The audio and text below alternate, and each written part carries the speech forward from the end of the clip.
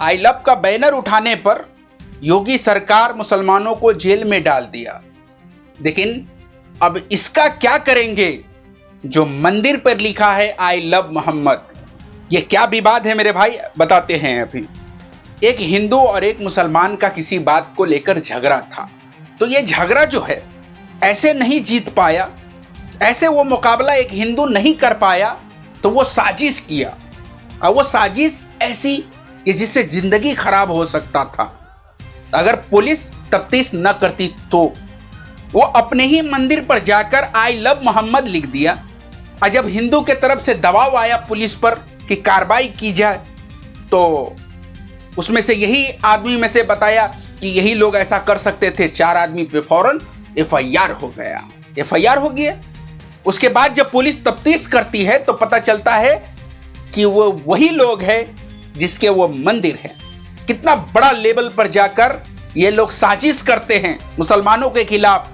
मुंह से नहीं जीत पाते, हाथ से नहीं जीत पाते हैं, तो हिंदू मुसलमान का कार्ड खेलकर मुसलमानों को बदनाम किया जा रहा है, मुसलमानों को परेशान किया जा रहा है। तो क्या अब योगी सरकार इस पर बुलडोजर चलाएगी? इसके घर पर नहीं चलाएगी।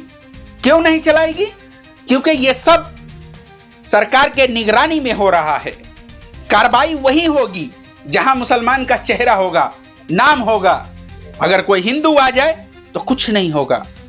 मनमानी ढंग से एक हिंदू अब इस देश में कुछ भी कर सकता है। किसी को मार दो, किसी को गाड़ दो, किसी को कुछ भी कर दो, कुछ नहीं होगा।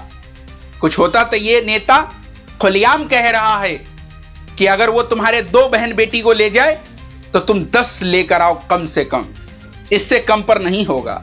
फिर उसके बाद हम नौकरी देंगे। जब नौकरी के लिए स्टूडेंट प्रदर्शन करते हैं तो लाठियां मार मार कर उसका चूतर फुला देता है। और ये जो हिंदू बहन बेटी को लेकर आएगा उसको नौकरी देगा। अरे फरेबी, अरे नफरती, अरे तुझसे कुछ नहीं होने वाला रे, अरे तुझसे कुछ नहीं होगा। नफरत फैलाने के अलावा तू इसके अलावा कुछ कर ही नहीं सकता। और तू नौकरी देगा। पढ़ लिख कर मेहनत ईमानदारी से जो ग्रेजुएट बना उसको तो तुम दे नहीं रहे हैं, और ये सड़क छाप को तू नौकरी देगा हैं? आइए दूसरी खबर की तरफ चलते हैं। पहले रवि किशन बिलबिलाना हुआ था, अब रवि किशन नहीं जीत पाया तो अब मैदान में निरहुआ उतरा है। वही निरहुआ जिसका मुंह तो देखने लायक नहीं है, मगर बातें भी अब सुनने लायक नहीं रही। खेसारी पर पूरी तरीके से प्रहार किया जा रहा है।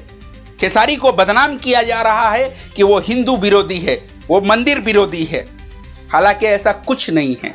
सुनने वाला अगर सुन रहा है तो आप ये जान लीजिए कि खेसारी बिल्कुल सोच समझ कर बोल रहे हैं एक एक शब्द, क्योंकि उनको पता है कि ये जो भीड़, ये जो झुंड है फौरन हमें गिरफ्तार करवा देगी।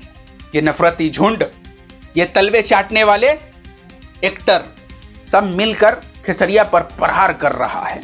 और वो कह रहा है कि ये यदुमुल्ला हो गया है खेसारी के बारे में। ए निरहुआ, रे संभल जा रे, रे मुंह नहीं ठीक तो कम से कम बात अच्छी करनी चाहिए रे। अपने तो कुछ किया नहीं बिहार के लिए, और कोई करने का दावा कर रहा है तो तू उस पर प्रहार कर रहा है हैं? चलिए दोस्तों, आज के लिए इतना ही। Thank you.